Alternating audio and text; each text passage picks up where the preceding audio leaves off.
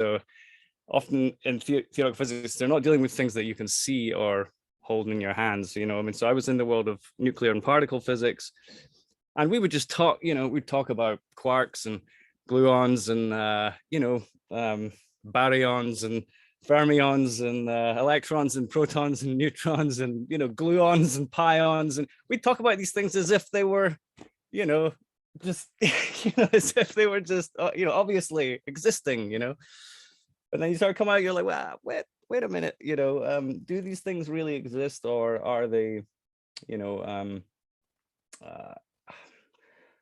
objectified? They're concepts that have been objectified, and they're so far outside the range of our senses that, we just have to trust these theorists that they actually exist, and there is this culture of just trusting theoretical physicists, so there's obviously some celebrity theoretical physicists.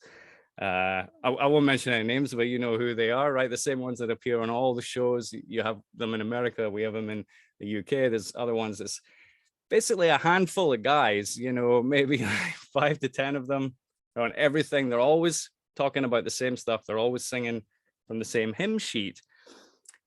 But the question remains, where's the fruits, right? It's like you can talk about black holes and, light years till the cows come home, but like, where's the fruits of black holes and light years? Has there anything come from it? Has there been any application, anything we can use, anything we can verify, anything we can check for ourselves? And, the answer is no. And with a lot of theories, this is the case. So what I've noticed is it may seem that something has come from theory into practice, but very often the practical just happens by virtue of the engineers doing their job, and the theorists are just sitting on the sidelines, making up ideas about how it works.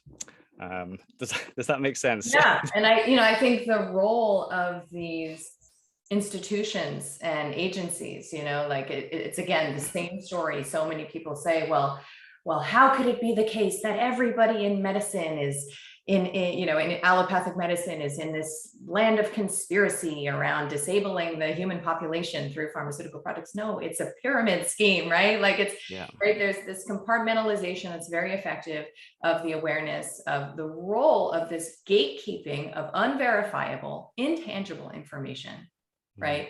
Mm-hmm. In the case of NASA, for example, or these space agencies, mm-hmm.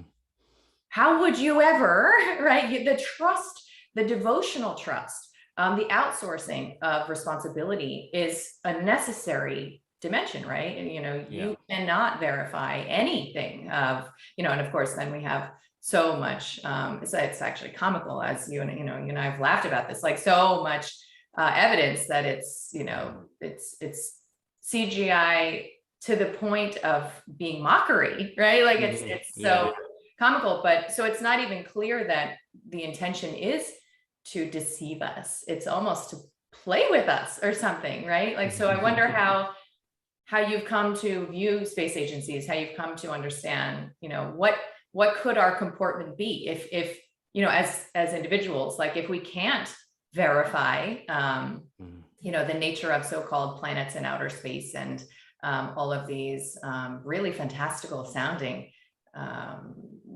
entities out there in our so-called galaxy, then what do we focus on, right? Because you've said, the planet Earth does not exist, at least the way that we think it does, right? So what do you think is like a resting place for you and for, some of us who are in this awareness that we can't verify what we can't verify, and so do we just like go to sleep, or do we look into what we can?